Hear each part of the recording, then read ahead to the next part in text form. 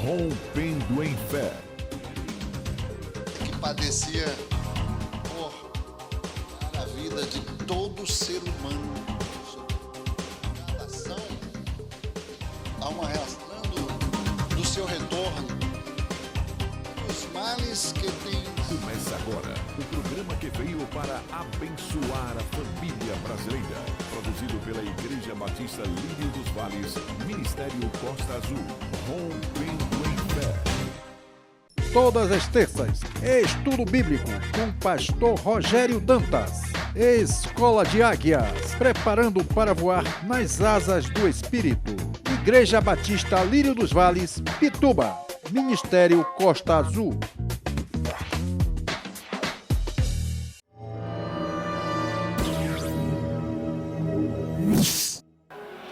Vamos abrir as Sagradas Escrituras no livro da Criação. Gênesis 3, de 1 a 5. Ora, a serpente era o mais astuto de todos os animais do campo que o Senhor Jeová, Deus, tinha feito. A serpente disse à mulher: é verdade que Deus disse, não comereis de toda a árvore do jardim? A mulher respondeu à serpente: do fruto das árvores do jardim podemos comer, mas do fruto da árvore que está no meio do jardim, disse Deus, não comereis dele, nem tocareis nele, para que não morrais. Então a serpente disse à mulher: certamente não morrereis, porque Deus sabe que no dia que comerdes desse fruto, vossos olhos se abrirão, e sereis como Deus, conhecendo o bem e o mal. Amém. Graças a Deus, podeis tomar assento. Glória a Deus. Eu quero falar nesta manhã sobre as 3 mentiras do Éden. As 3 mentiras do Éden. Mas antes de entrar nessas 3 mentiras, nós queremos preambular a realidade do Éden para trazer aos nossos dias. Quando Deus fez os céus, a terra e tudo quanto nela há, e plantou um jardim no Éden, com árvores boas, agradáveis ao paladar e à vista, e tudo que o homem precisava para viver estava no Éden. Não é por acaso que um dia nós sabemos e desejamos ir para o paraíso. O Éden era o paraíso físico, nós iremos para o paraíso espiritual. E Deus fez o homem na sua tríplice constituição, espírito, alma e corpo. Deus, quando fez o homem, Deus formou Adão, ele veio pronto. Ele não teve um nascimento físico, como Jesus teve, nasceu entrando pela porta principal, através de um ventre materno. Adão não teve infância, Adão não teve adolescência, Adão não teve juventude, Adão já veio pronto. Adão era filho genuíno de Deus. Adão tinha a natureza de Deus. Ele foi a primeira tipificação de Jesus. Adão não conhecia pecado, porque na verdade não existia naquela época nada que viera a ser consequência do pecado.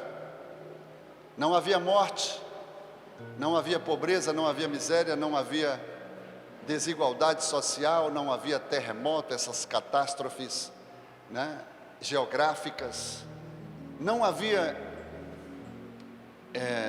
miséria, doença, enfermidades, não havia nada disso. Tudo era perfeito.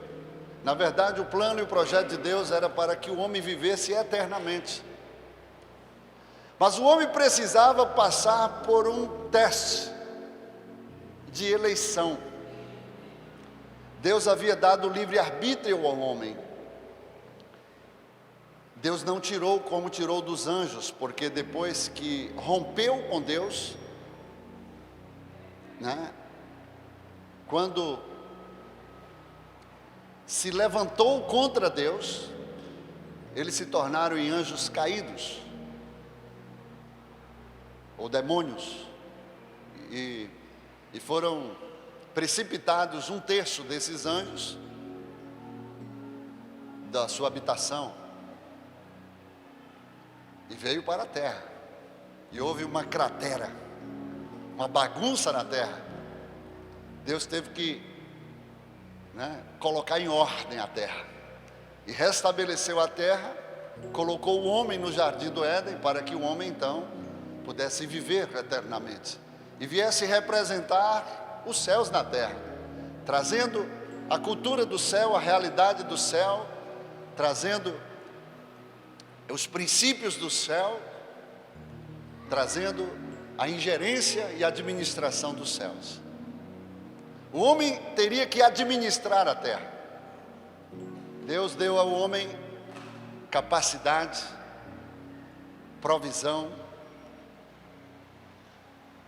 tudo quanto ele necessitava para viver na eternidade.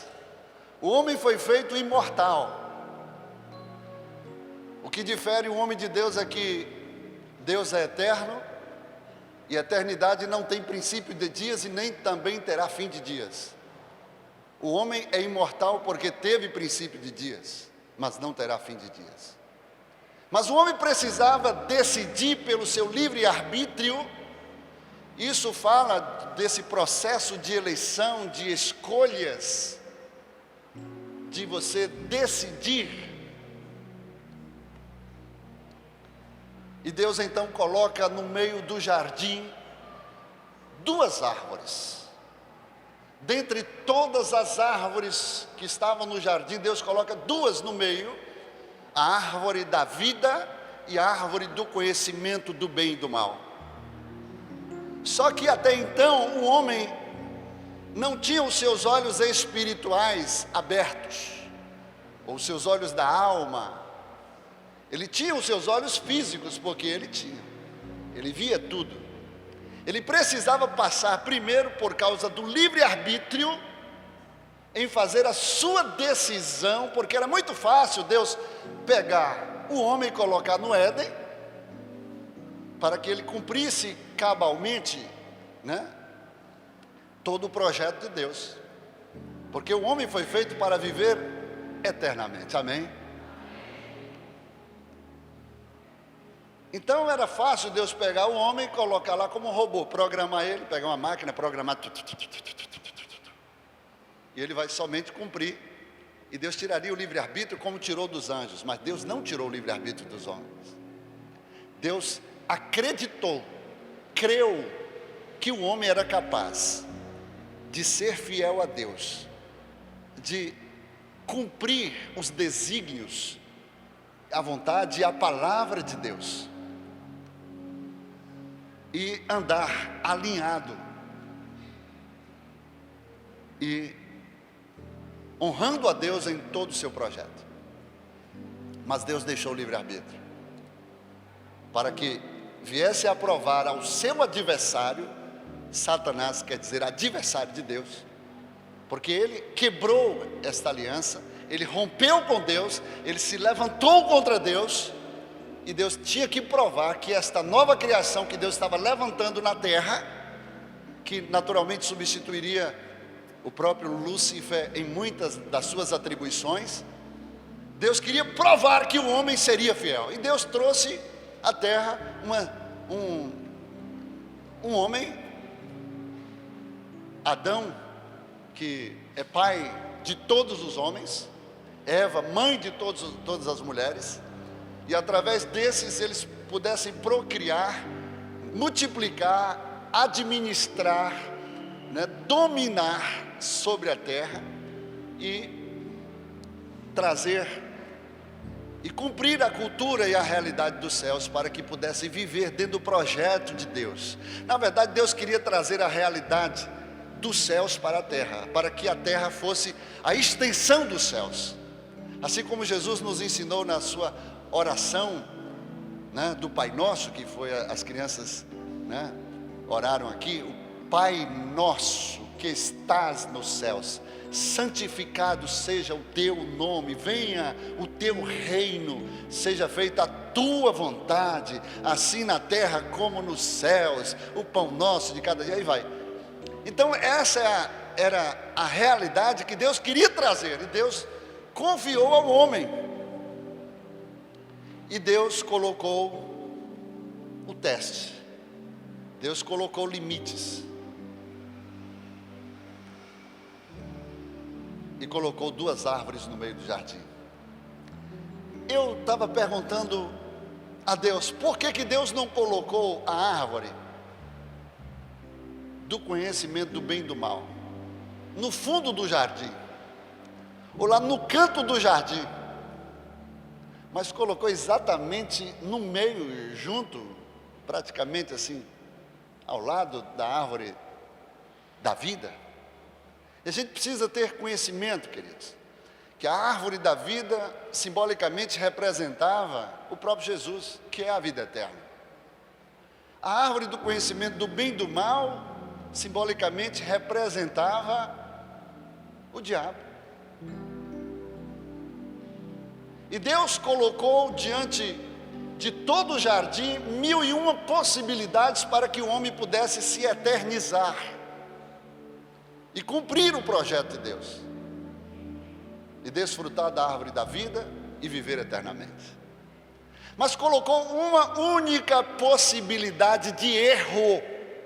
Aqui vem o processo de eleição pelo poder da livre escolha. Quando a gente diz que a vida é feita de escolhas, você não pode se queixar daquilo que você escolheu ou decidiu para a sua vida. De que se queixa um homem mortal? Das suas escolhas, dos seus próprios pecados, da consequência do que você decidiu para você. E aqui Deus coloca diante deles 2 árvores. E Deus fala assim: dessa daqui você não pode comer do fruto dela, porque no dia que você comer desse fruto, você vai morrer. Deus colocou uma só possibilidade de erro, e falou: de tudo você pode fazer, 1001 outras livres. E o homem tinha o poder de decidir, de escolher. E aí, nós sabemos o que aconteceu. A serpente vem, começa a puxar assunto com a mulher. E eu queria dizer para você que a serpente sempre vai usar alguém para tentar engodar você, a levar você a um engano, porque o diabo é o pai da mentira e também o autor do engano. E eu queria chamar a atenção a algo aqui que é de extrema importância para o seu conhecimento. O que mais falta hoje dentro da igreja do Senhor Jesus é o espírito de discernimento. Porque Deus queria, ao visitar o homem todos os dias, ao entardecer, Deus queria se revelar ao homem, passear com o homem, falar com o homem, se comunicar com o homem, né? Se relacionar, ou seja, viver com o homem. Isso é muito privilégio. Isso me faz entender de que Deus queria que o homem se acostumasse tanto com Deus, ouvisse tanto a voz de Deus, de forma que ele pudesse discernir e não ser enganado. A igreja me ouve? Porque hoje o que mais acontece, queridos, e talvez um dos maiores problemas que enfrentamos, não somente dentro da igreja, mas principalmente até fora da igreja, é um engano. E o próprio Jesus corrobora as palavras que o próprio Deus nos trouxe através dos seus profetas, dizendo que o povo dele está perecendo, está morrendo, está vivendo em cativeiros por causa do engano.